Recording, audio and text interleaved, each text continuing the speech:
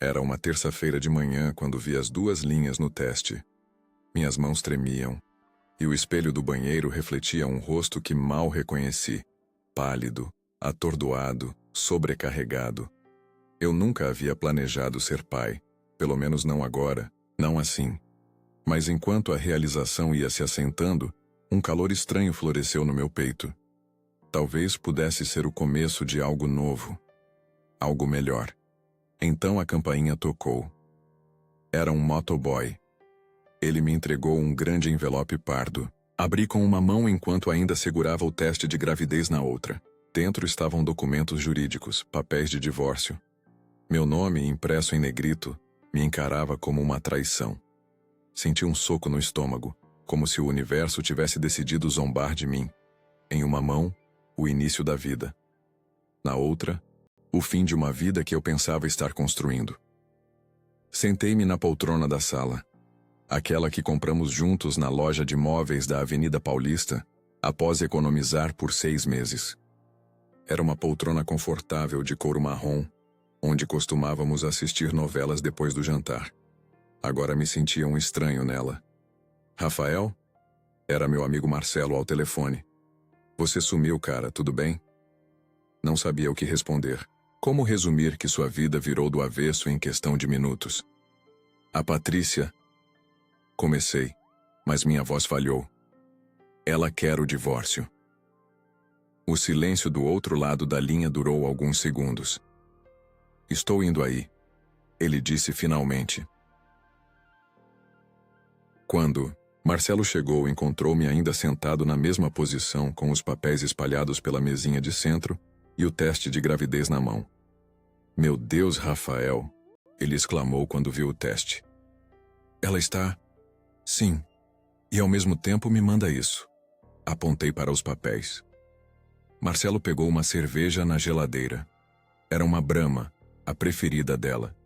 Eu nunca gostei muito, preferia Skol, mas acabei me acostumando.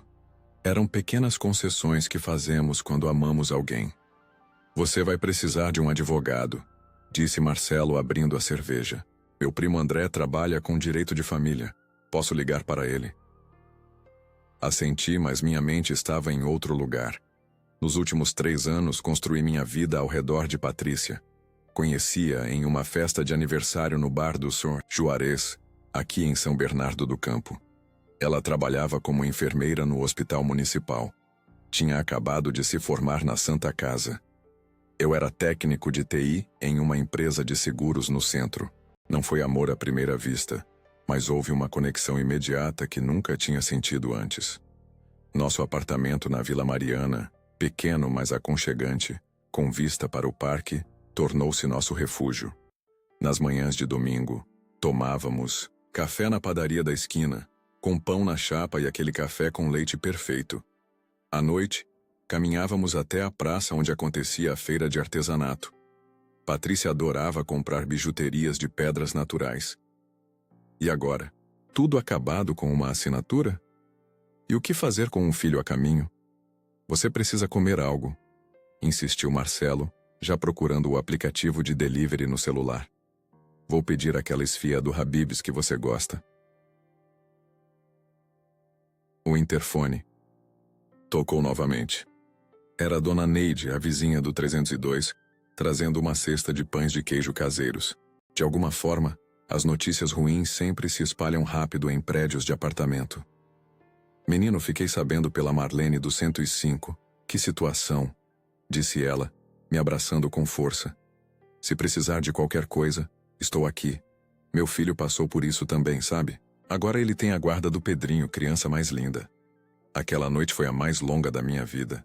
Amigos foram chegando uns após os outros. Minha irmã Paula veio de Santo André assim que soube. Trouxe minha sobrinha Amanda, que aos 6 anos não entendia nada, mas ficou desenhando no meu caderno de trabalho enquanto os adultos conversavam em voz baixa na cozinha. Meu celular tocava sem parar. Mensagens da Patrícia. Podemos conversar? Por favor, atende. Não é o que você está pensando. Clássico. Desliguei o aparelho. Pela janela, via o movimento na rua Domingos de Moraes. Pessoas voltando do trabalho, Casais de mãos dadas. Um mundo normal seguindo seu curso enquanto o meu desmoronava. A chuva fina que caía parecia o único elemento que combinava com meu estado de espírito. Você vai precisar se organizar, disse minha irmã sentando-se ao meu lado. Financeiramente, emocionalmente, tudo. E agora tem o bebê. Bebê? Era estranho pensar nisso. Uma vida crescendo independentemente do caos. Uma vida que dependeria de mim, que me chamaria de pai. Como vou fazer isso sozinho, Paula? Dia após dia, ela respondeu simplesmente. Foi assim que fiz quando o Renato me deixou com a Amanda, um dia de cada vez. Naquela noite dormi no sofá. Não conseguia entrar no quarto, ver nossa cama, sentir o cheiro dela nos travesseiros. O apartamento antes tão acolhedor agora parecia um museu de memórias que eu não sabia se queria preservar ou destruir. Pela manhã, a realidade bateu com mais força. Precisava trabalhar, precisava ligar para o advogado, precisava entender como seria pai solteiro e, principalmente, precisava decidir se confrontaria Patrícia ou simplesmente assinaria os papéis e tentaria seguir em frente. O café ficou frio na xícara enquanto eu olhava pela janela, vendo o sol nascer sobre São Paulo, uma cidade que nunca para, nunca desiste. Talvez fosse hora de aprender com ela. Ela costumava dizer que eu era sua estrela da sorte, que antes de mim, sua vida era uma série de tempestades e becos sem saída. Eu acreditava nela. Carregava esse título como uma armadura. Cada hora extra, no trabalho, cada jantar romântico, cada pequeno gesto, eu fazia tudo acreditando que era parte de algo raro. Acreditava que éramos uma equipe, construindo um futuro com base no amor e na lealdade. Ainda me lembro de seus olhos na primeira vez que ela disse isso. Estávamos deitados na cama, as janelas abertas para uma noite de verão no jardim botânico, e ela sussurrou: "Você é meu milagre." Agarrei-me a essa frase como se fosse uma escritura sagrada. Mesmo quando as coisas ficavam difíceis, eu a repetia para mim mesmo como uma oração. Ela me escolheu. Eu faço a vida dela melhor, mas orações podem se transformar em mentiras quando a pessoa que as diz já mudou seu coração. Olhando para a citação de divórcio, pensei em quantas vezes ignorei os sinais. Os longos silêncios, o celular virado para baixo, a distância fria crescendo entre nós. Mas ainda assim, um divórcio, agora, quando acabávamos de criar uma vida, parecia surreal, como se o mundo tivesse se rachado sob meus pés. No nosso primeiro encontro, fomos ao Museu do Ipiranga. Estava fechado para reformas, mas caminhamos pelos jardins enquanto ela me contava sobre seu sonho de ser enfermeira-chefe algum dia. Depois, tomamos açaí na barraquinha da Avenida Dom Pedro. Ela manchou o queixo de roxo e eu limpei com o guardanapo. Nosso primeiro toque. "É engraçado como você sempre cuida de todo mundo", ela comentou. "Quem cuida de você, Rafael?" Ninguém nunca tinha me perguntado isso antes. Cresci no interior de Minas, em Uberlândia, filho do meio de 5 irmãos. Minha mãe trabalhava como costureira, meu pai como motorista de ônibus. Desde cedo aprendi a me virar sozinho, a não dar trabalho. "Agora você vai cuidar de mim", respondi meio brincando, meio sério. E por um tempo, ela cuidou. Lembrava-se de datas importantes, preparava meu prato favorito, estrogonofe, com batata palha. Quando eu estava estressado, massageava meus ombros depois de um dia longo na frente do computador. Pequenos gestos que construíam algo grande. Nosso casamento aconteceu no sítio do seu tio em Mairiporã. Uma cerimônia simples com churrasco e música ao vivo. Economizamos em quase tudo, menos no fotógrafo. Patrícia insistiu que precisávamos de memórias de qualidade. Dançamos Evidências do Chitãozinho e Chororó como primeira música, porque tocava no rádio quando nos beijamos pela primeira vez. Todos riram quando erramos os passos, mas não importava. Éramos imperfeitos, juntos. As fotos daquele dia ainda estavam na parede da sala. Precisava tirá-las logo, mas não tinha forças. Cada imagem era uma facada agora. Liguei para o meu chefe na empresa de seguros. Henrique sempre foi compreensivo. Preciso de alguns dias. Aconteceu uma coisa, já estou sabendo. Ele interrompeu. A Denise do RH é amiga da Patrícia, no Facebook. Sinto muito, Rafael. Tire a semana, organize sua vida. O trabalho estará aqui quando voltar. A notícia já tinha se espalhado. Provavelmente estavam comentando nos corredores, no café, nos grupos de WhatsApp. Soube do Rafael. A mulher grávida pediu divórcio. O peso da humilhação somava-se à dor. Minha mãe ligou de Uberlândia. Aos 68 anos, Dona Cida ainda trabalhava fazendo consertos de roupas, mas ameaçou largar tudo para vir me ajudar. Não precisa, mãe. Estou bem. Filho, você nunca soube mentir para mim. Vou comprar a passagem de ônibus para a semana que vem. O apartamento estava silencioso demais. Liguei a televisão só para ter barulho de fundo. Estava passando uma reprise de Pantanal, no canal Viva. Patrícia adorava novelas antigas. Eu fingia reclamar, mas secretamente gostava de vê-la reagindo às histórias, prevendo os desfechos, defendendo personagens. As lembranças eram como fantasmas ocupando cada canto do apartamento. Na cozinha, onde ela dançava enquanto preparava o café da manhã ao som de Marisa Monte. No banheiro, onde dividíamos a pia em meio a escovas de dentes e cremes faciais. Na varanda, onde regávamos juntos as suculentas que ela colecionava. Interfone tocou novamente. Era Júlio, meu colega de academia. Trouxe pizza e cerveja sem álcool. Sei que você vai precisar ficar sóbrio agora, com o bebê e tal. Júlio não era meu amigo mais próximo, mas foi o único que entendeu exatamente o que eu precisava naquele momento. Alguém que não fizesse perguntas, que não oferecesse conselhos, apenas companhia, silenciosa. Comemos assistindo a um jogo do Corinthians, meu time desde criança. Patrícia era palmeirense ferrenha, e nossos domingos de clássico eram sagrados, com direito a camisetas, apostas bobas e provocações leves. Você já pensou em nomes? Perguntou Júlio quando o jogo ficou chato. Não tinha pensado nisso ainda.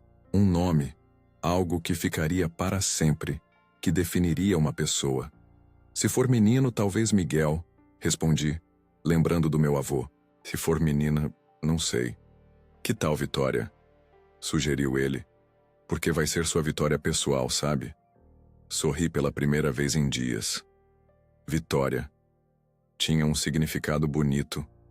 À noite, sozinho novamente, olhei as mensagens de Patrícia. Havia mais de 30. A última dizia: por favor, Rafael, precisamos conversar sobre o bebê. O bebê. Nosso bebê. A única coisa que ainda nos conectava. Respondi apenas: amanhã. Café da Clara. 10 horas. O Café da Clara ficava a meio caminho entre nosso apartamento e o hospital onde ela trabalhava. Foi onde comemoramos seu aniversário.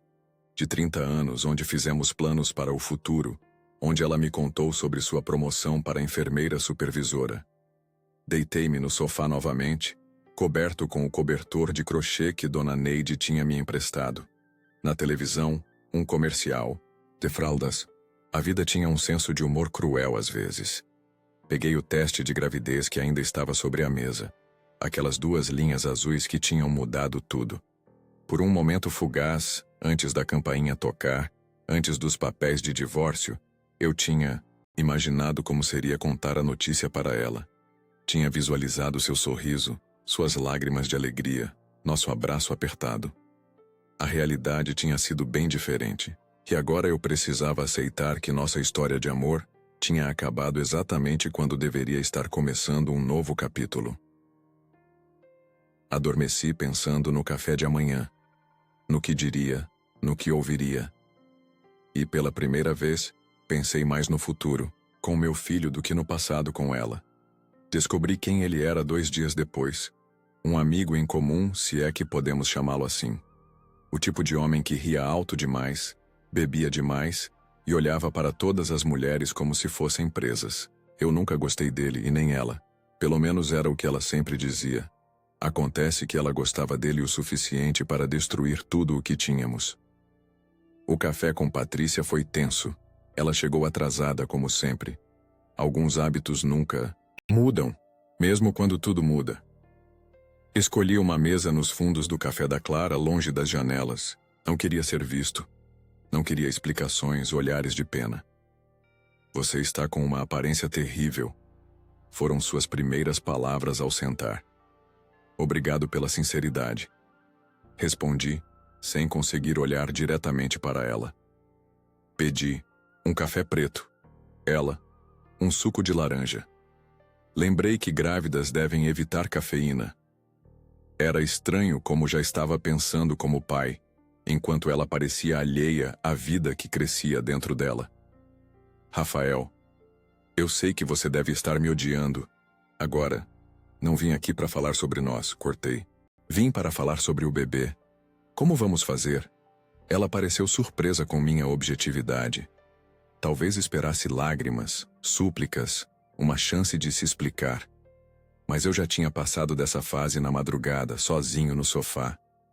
Eu estou de 11 semanas, ela disse mexendo na borda do copo. Fiz o ultrassom ontem. E você tem certeza que é meu? As palavras saíram mais duras do que pretendia. Seu rosto corou de raiva. Claro que é seu. Como pode perguntar isso? Porque aparentemente você tem estado com outra pessoa, com o Gustavo. O nome dele saiu como veneno da minha boca. Gustavo Mendes, engenheiro civil que conhecemos na festa de Ano Novo da empresa dela. Alto, bronzeado, com aquele tipo de confiança que vem de berço de prata. Filho de um cirurgião famoso, sempre com histórias sobre viagens internacionais e restaurantes caros. O silêncio dela foi resposta suficiente. Como você soube? Perguntou finalmente, olhando para suas mãos. Isso importa? Respondi. Mas a verdade é que importava para mim. Jéssica me mostrou as fotos. Vocês na festa de aniversário dele, no bar do Justo, não foram muito discretos. Jéssica era técnica de enfermagem, trabalhava no mesmo hospital que Patrícia. Sempre fomos cordiais, mas nunca próximos. Ela apareceu no meu trabalho no dia anterior. Pediu para conversarmos. Você merece saber a verdade, disse, mostrando-me as fotos no celular. Isso está acontecendo há meses. Todo mundo no hospital comenta. Todo mundo sabia, menos eu. Não foi planejado. Patrícia tentou explicar. Aconteceu, ele me entende de um jeito que eu não entendo? Completei. Por favor, me poupe dos clichês. A garçonete trouxe nossos pedidos. Reconhecia. Era a mesma que nos servia nos domingos de manhã, quando vínhamos tomar café da manhã após a corrida no parque. Ela lançou um olhar de simpatia para mim. Mais uma que sabia. O que você quer fazer sobre o bebê? Insisti, voltando ao assunto principal. Eu quero ter claro. Ela respondeu, parecendo ofendida com a insinuação. E quero que participemos juntos da criação. Podemos ser civilizados. Muitos casais separados criam filhos bem. Casais separados. A realidade daquelas palavras me atingiu como um soco. Éramos agora estatística, mais um casal desfeito, mais uma criança que cresceria entre duas casas. E o Gustavo? Qual o papel dele nisso tudo? Ela desviou o olhar. Nós não estamos mais juntos. Isso me pegou de surpresa. O quê? Ele, quando soube da gravidez, disse que não estava pronto para ser pai. Disse que eu deveria resolver isso. Uma risada amarga escapou da minha garganta. Então ele te largou e agora você quer voltar para a segurança? Para o bom e velho Rafael que sempre esteve lá? Não é isso? Ela elevou a voz, atraindo olhares das mesas próximas. Baixou o tom imediatamente. Não é isso. Eu cometi um erro, me deixei levar. Mas isso não significa que o que tivemos não foi real. Vi fotos. Eles juntos em algum bar. A mão dela no peito dele, a boca dele próxima demais do ouvido dela. Senti-me enjoado. Não por causa da intimidade, mas por causa da escolha. Entre todos, ela escolheu ele. Alguém que não tinha respeito por relacionamentos, que zombava do nosso casamento pelas costas. Não era apenas traição, era humilhação. Perguntei a ela por quê. Não com raiva, mas com honestidade quebrada. Sua resposta, ele me fazia sentir viva. Viva! Como se tudo o que construímos juntos fosse algum tipo de morte lenta. Como se o homem que segurava seu cabelo quando estava doente, que trabalhava horas extras para pagar por seus sonhos, de alguma forma, a fizesse sentir-se menos. Aquela única frase doeu mais do que os papéis jamais poderiam. Você já decidiu sobre o divórcio? Perguntei mudando de assunto. Eu pensei que poderíamos tentar de novo, pelo bebê. Era exatamente o que eu temia ouvir. A ideia de que nosso filho seria uma cola para um relacionamento quebrado, um remendo em algo que não tinha mais conserto. Não, Patrícia, não vamos usar uma criança como desculpa. Vou assinar os papéis do divórcio. Vou assumir minhas responsabilidades como pai. Vou amar esse filho com tudo o que tenho. Mas nós acabamos. Lágrimas começaram a escorrer pelo seu rosto. Aquelas lágrimas que antes me partiam o coração, que me faziam querer consertar o mundo para ela. Agora só me deixavam cansado. Você ainda me ama, ela disse, não como pergunta, mas como afirmação. Isso importa? Respondi, repetindo minha pergunta anterior. Paguei a conta e saí, deixando-a sentada sozinha. O sol de outono em São Paulo estava surpreendentemente forte. Caminhei até o parque do Ibirapuera, precisando de espaço, de ar. Sentei-me em um banco de frente para o lago, observando os patos, as famílias passeando, as crianças correndo. Meu celular vibrou. Mensagem de um número desconhecido. Aqui é o Gustavo. Precisamos conversar sobre a Patrícia. A audácia. Bloqueei o número imediatamente. Outra mensagem do meu amigo Marcelo. E aí, como foi? Não respondi. Não havia palavras para descrever como me sentia. Vazio, talvez. Ou cheio demais de emoções contraditórias. Um senhor sentou-se ao meu lado no banco. Devia ter uns 70 anos, cabelos brancos, usando um chapéu de palha. Tirou um saquinho de pão do bolso e começou a alimentar os patos. Dia bonito, não?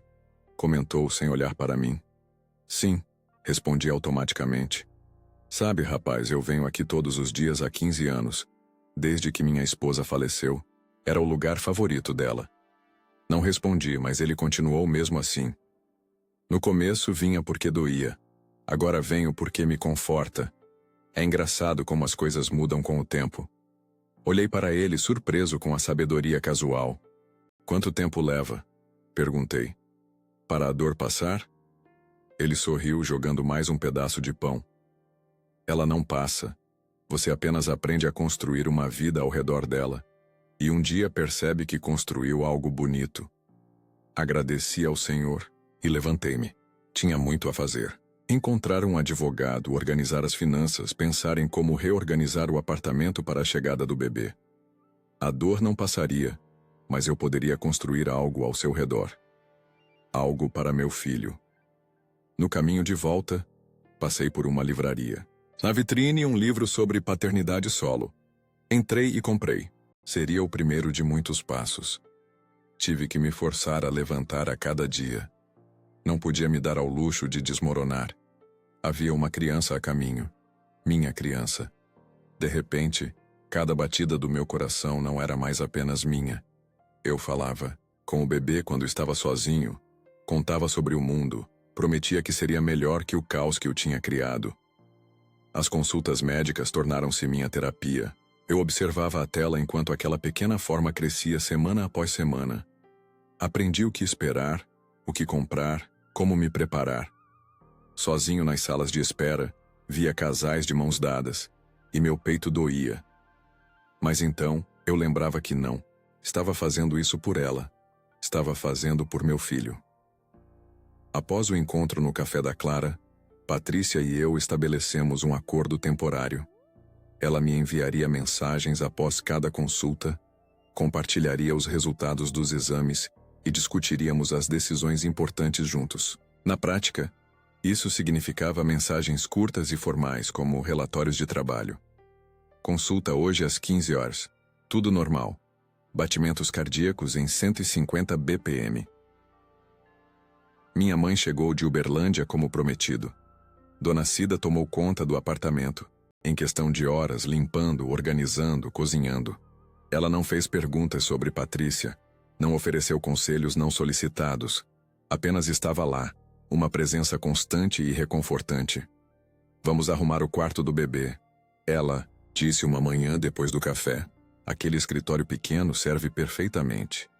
O escritório era onde eu guardava meus livros, meu computador, minha coleção de miniaturas de carros antigos.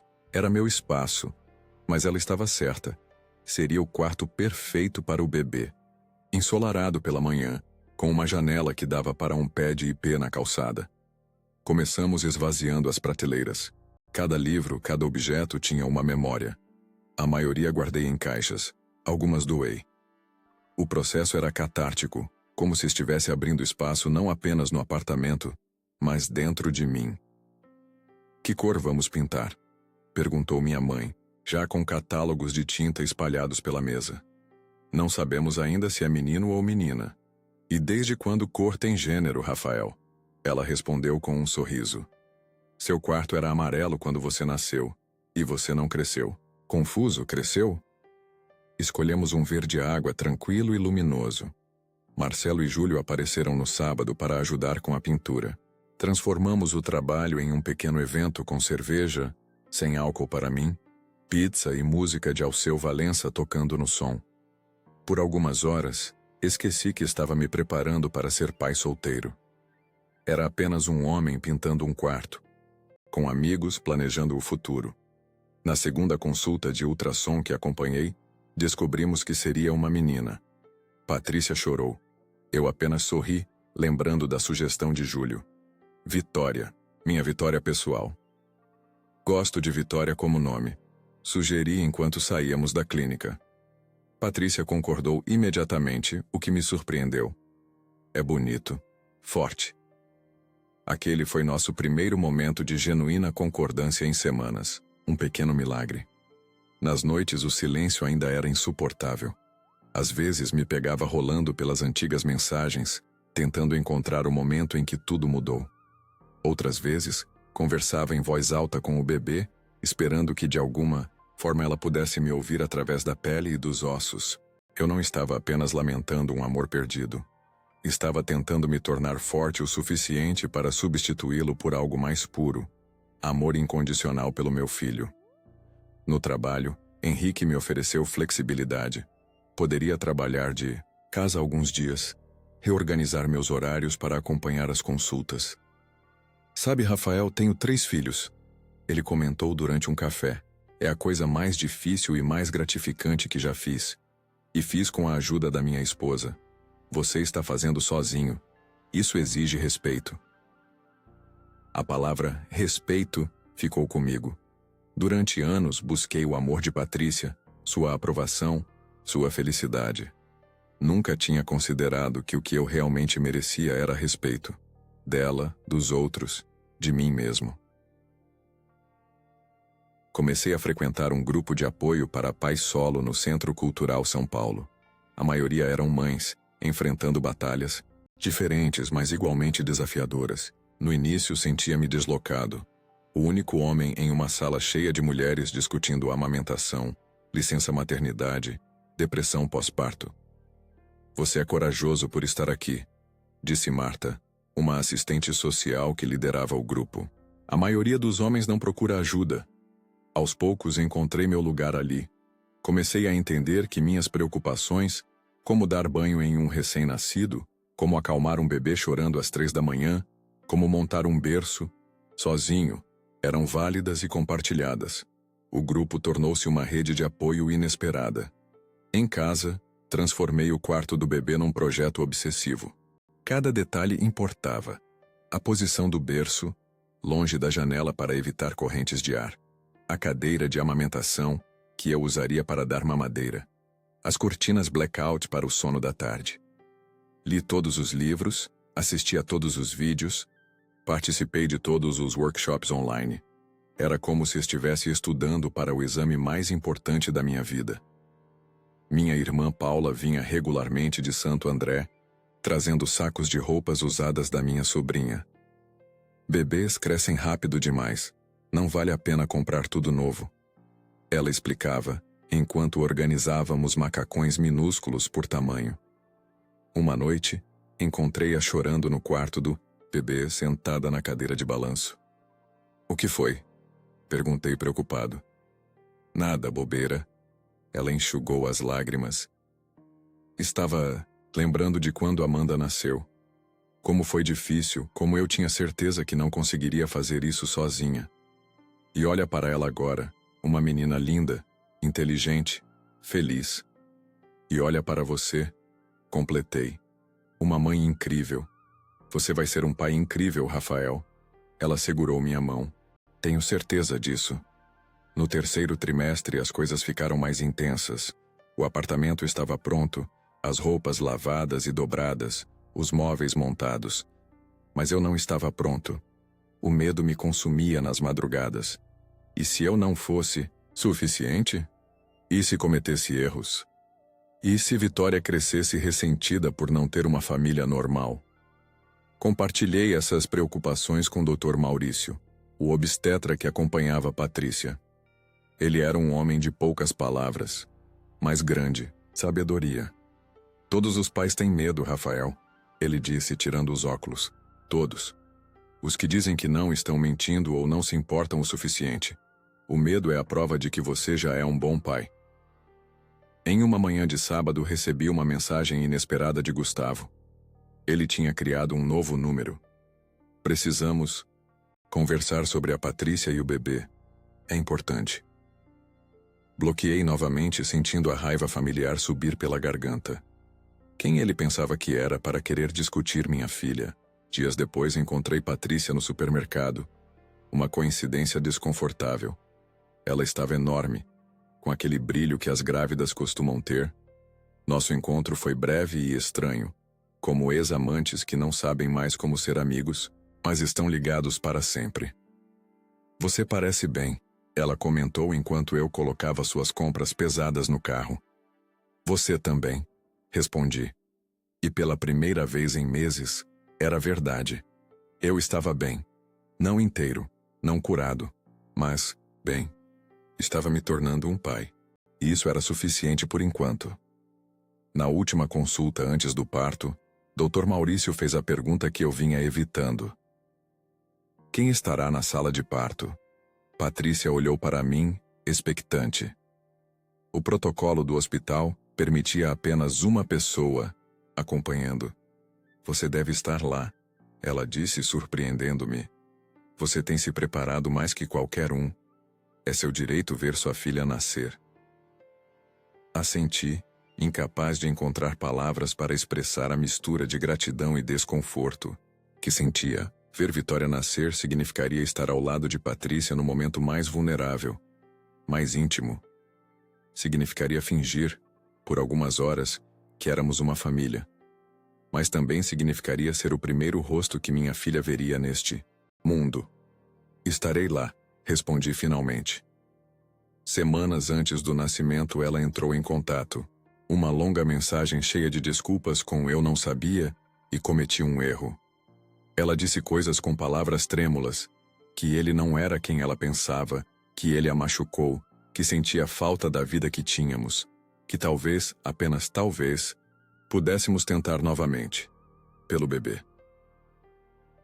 Era uma tarde de domingo quando a mensagem chegou. Eu estava no Parque Vila Lobos com Marcelo e sua filha de 5 anos, Alice. Assistíamos a um festival de pipas, e o céu de São Paulo estava pontilhado de cores e formas. Um espetáculo raro em uma cidade geralmente cinzenta. Meu celular vibrou no bolso. Normalmente eu ignoraria, mas com o parto se aproximando verificava todas as notificações. Rafael, preciso te dizer algumas coisas. A mensagem era longa, quase um ensaio. Patrícia nunca foi de economizar palavras quando queria algo. Li enquanto Alice corria ao redor pedindo para que levantássemos sua pipa amarela. Percebi que o que tínhamos era real, era valioso. O Gustavo, ele não é a pessoa que imaginei. Ele tem problemas, Rafael. Problemas sérios com bebidas, com dinheiro. Na semana passada ele gritou comigo na frente de todos no hospital. Foi humilhante. Continuei lendo, sentindo um turbilhão de emoções contraditórias. Parte de mim sentia uma satisfação mesquinha. Então o príncipe encantado não era tão encantado assim. Outra parte doía por ela, pela humilhação que descrevia.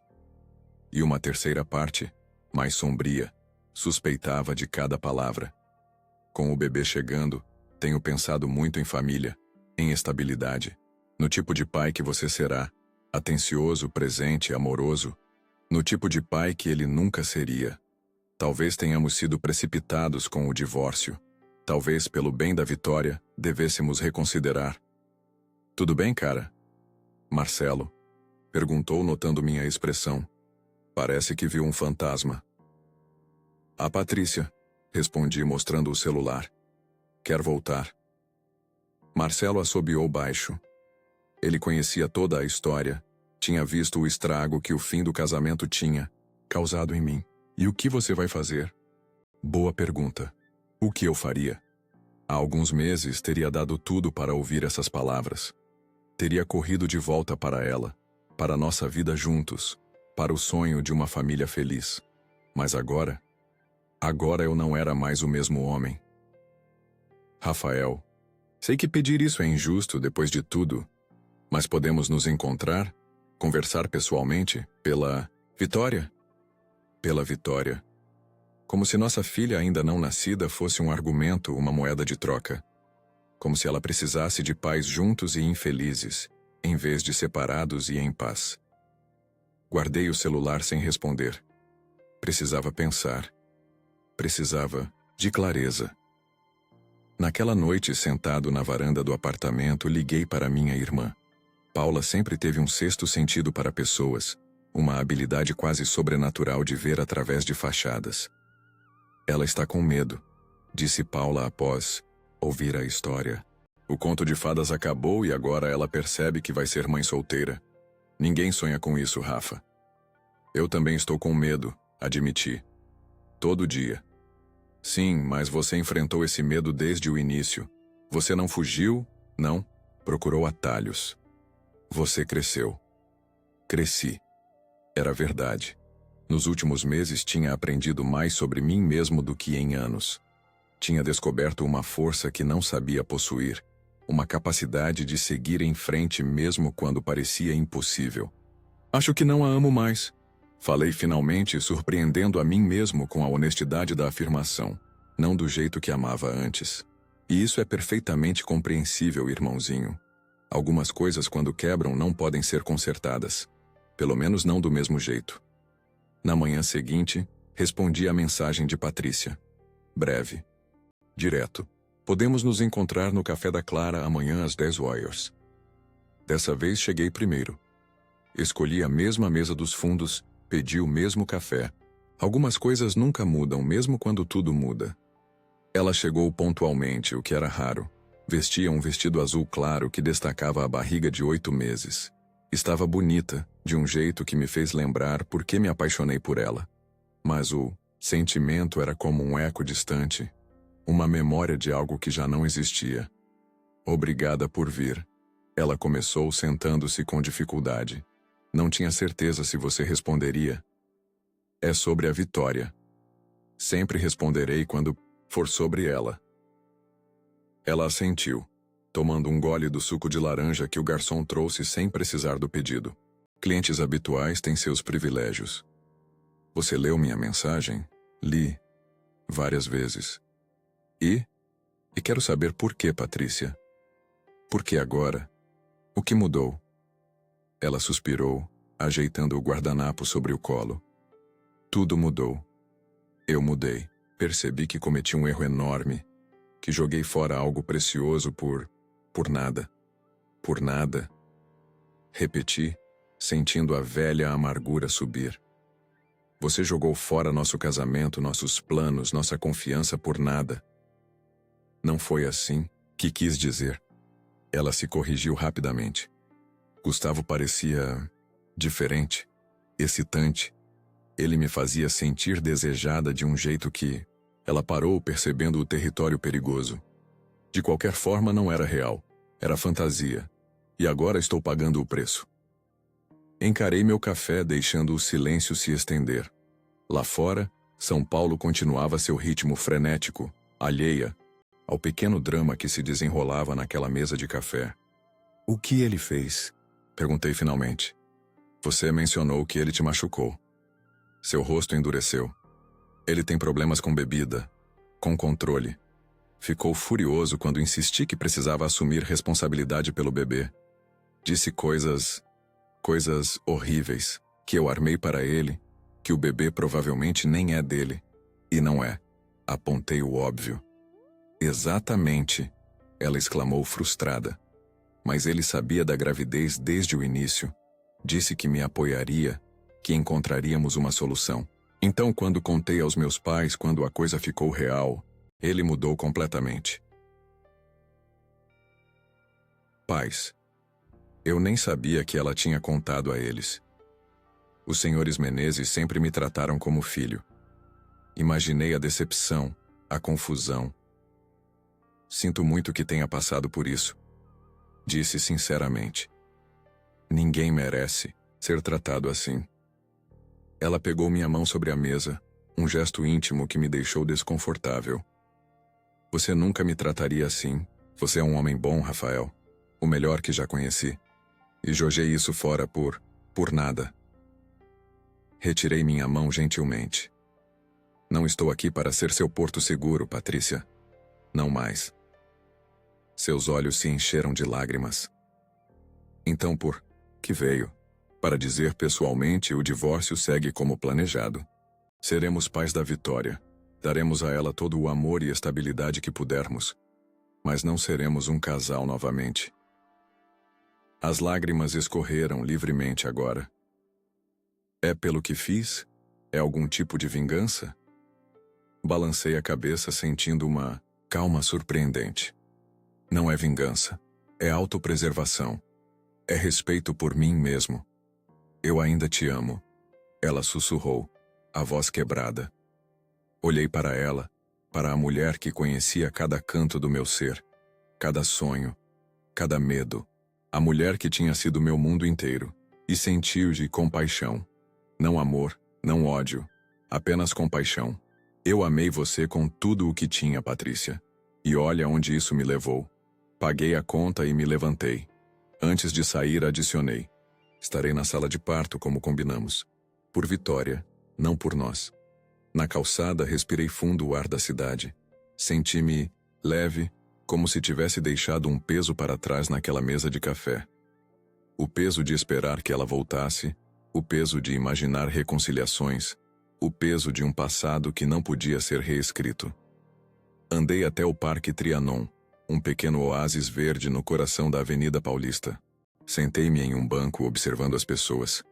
Executivos com pressa, estudantes conversando, turistas tirando fotos. Todos seguindo em frente, um passo de cada vez. Meu celular vibrou novamente. Mensagem de Patrícia. Eu entendo, respeito sua decisão. Obrigada por ser direto. Respondi com um simples obrigado e desliguei o celular. Aquele capítulo estava encerrado, e senti pela primeira vez que estava realmente pronto para o próximo. Ser pai da Vitória. Naquela noite escrevi uma carta para minha filha ainda não nascida. Contei sobre como soube que ela viria ao mundo, sobre as transformações que já tinha causado em minha vida, sobre o amor imenso que já sentia. Não mencionei a dor, a traição, o fim do casamento. Essas eram histórias para outro momento, quando ela fosse mais velha, se algum dia precisasse saber. Guardei a carta, na gaveta da cômoda no quarto do bebê. Um dia talvez ela entenderia como sua simples existência tinha me salvado da escuridão. O dia em que minha filha nasceu, o mundo se renovou. Quando a segurei nos braços, pequena, chorando, perfeita, senti tudo o que estava quebrado em mim começar a se curar. Nenhum papel, nenhuma traição, nenhuma palavra amarga poderia tocar o que senti naquele momento. Eu estava inteiro novamente porque ela estava inteira. O telefonema veio às 4h23 da madrugada. A voz de Patrícia estava tensa, controlada. Começou. Estou indo para o hospital. Pulei da cama, já vestido. Tinha dormido de roupa nas últimas semanas, preparado para esse momento. A bolsa do bebê estava pronta há meses, checada e rechecada diariamente. O caminho para o Hospital Albert Einstein, memorizado. O táxi chegou em 5 minutos. Uma sorte em São Paulo, mesmo de madrugada. O motorista, um senhor de cabelos grisalhos, sorriu ao ouvir o destino. Primeiro filho? Filha, corrigi, sentindo o peso da palavra. Filha, minha filha. Ah, meninas são especiais. Tenho 3. Vão quebrar seu coração e depois consertar só com um sorriso. No hospital, Patrícia já estava em uma sala de pré-parto. Sua mãe, Dona Regina, esperava no corredor com expressão preocupada. Ela está perguntando por você, foi seu único comentário, sem olhar diretamente para mim. Nosso relacionamento com os sogros sempre muda quando o casamento acaba. Dona Regina, que antes me tratava como filho, agora mal conseguia pronunciar meu nome. Eu entendia. Lealdade familiar é uma força poderosa. Dentro da sala, Patrícia estava deitada, conectada a monitores, o rosto contorcido de dor. Começou, há 1 hora, ela explicou entre respirações curtas. As contrações estão a cada 6 minutos. Assenti, posicionando-me ao lado da cama.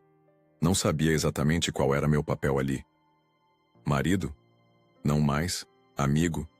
Ainda não. Apenas o pai. Da criança que estava prestes a nascer, parecia tão pouco para algo tão monumental. Dr. Maurício chegou pouco depois com sua calma característica. Pelo jeito, a pequena Vitória decidiu que já era hora, comentou examinando os monitores. Ainda estamos nos estágios iniciais. Vai ser uma longa manhã. Foi. As horas se arrastaram em uma mistura confusa de dor, espera e antecipação. Patrícia alternava entre períodos de silêncio tenso e momentos de vulnerabilidade extrema.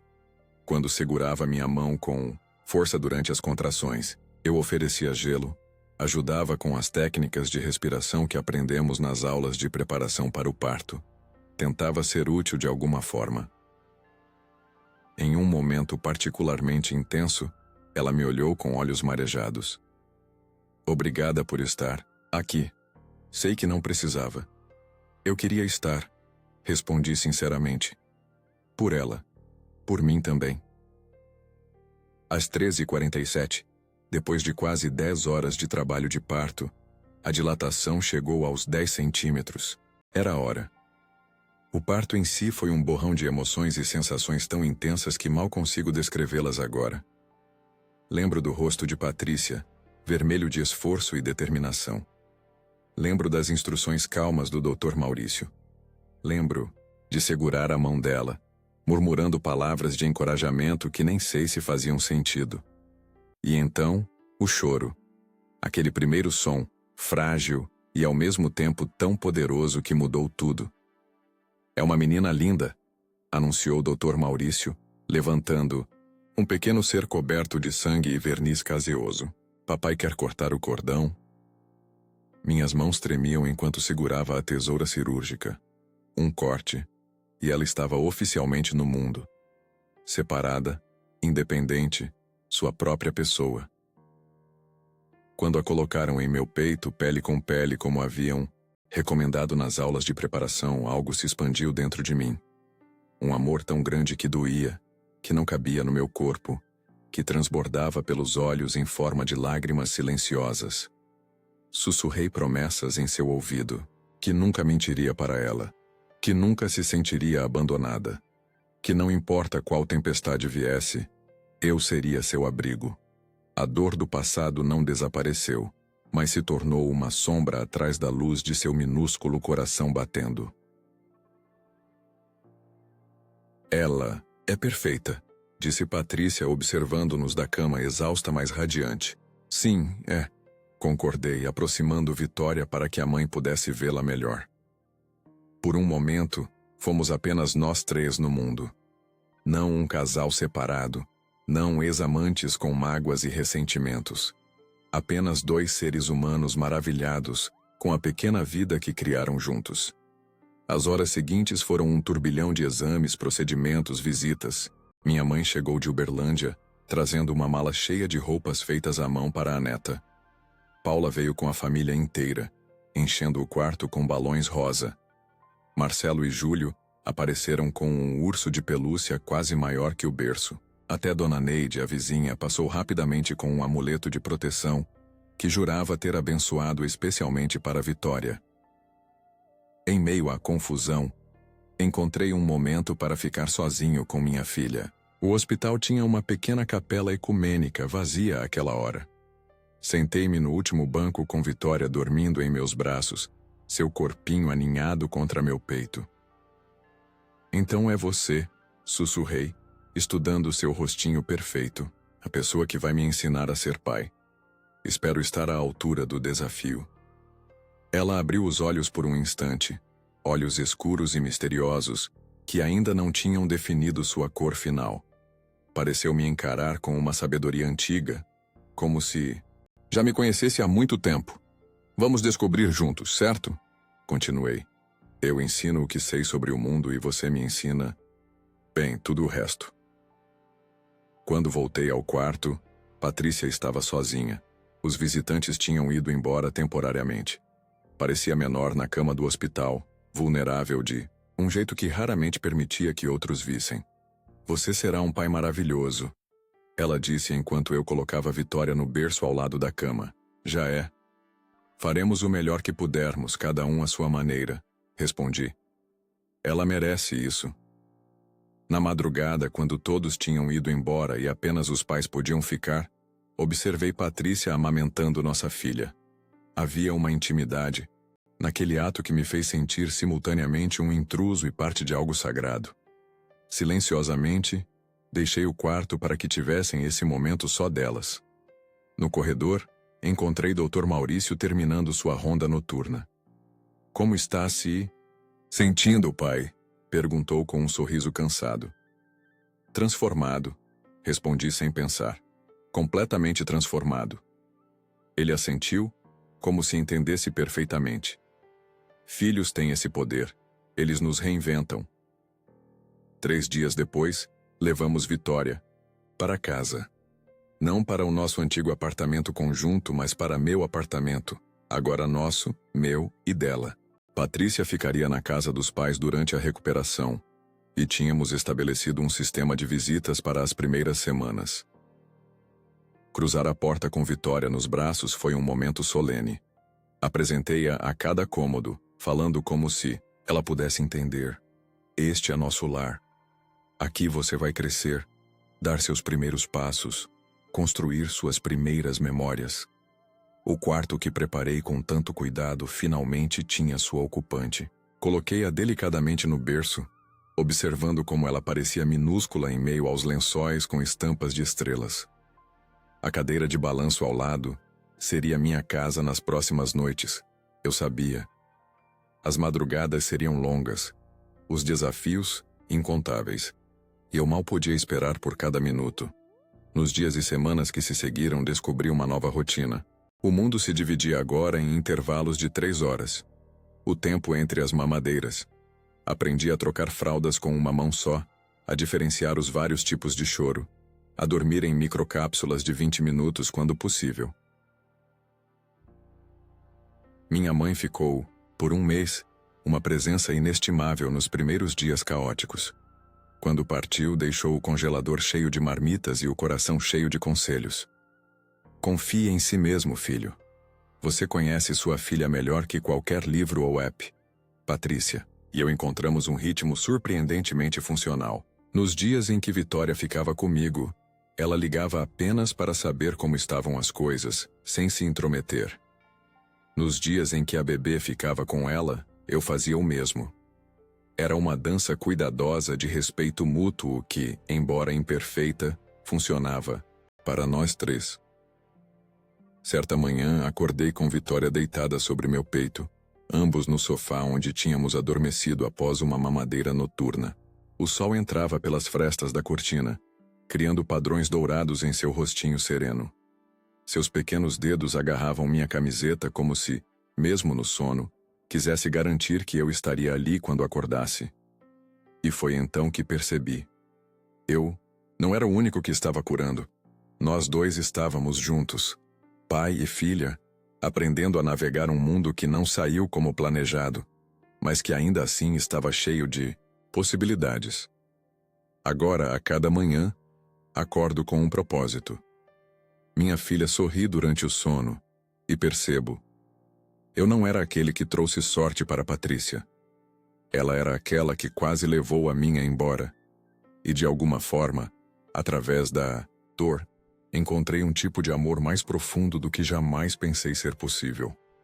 Olho para a Vitória, dormindo pacificamente em seu berço, e sei que, não importa o que aconteça, esta pequena vida que ajudei a criar já me deu mais do que eu jamais poderia retribuir. Ela me deu um novo começo.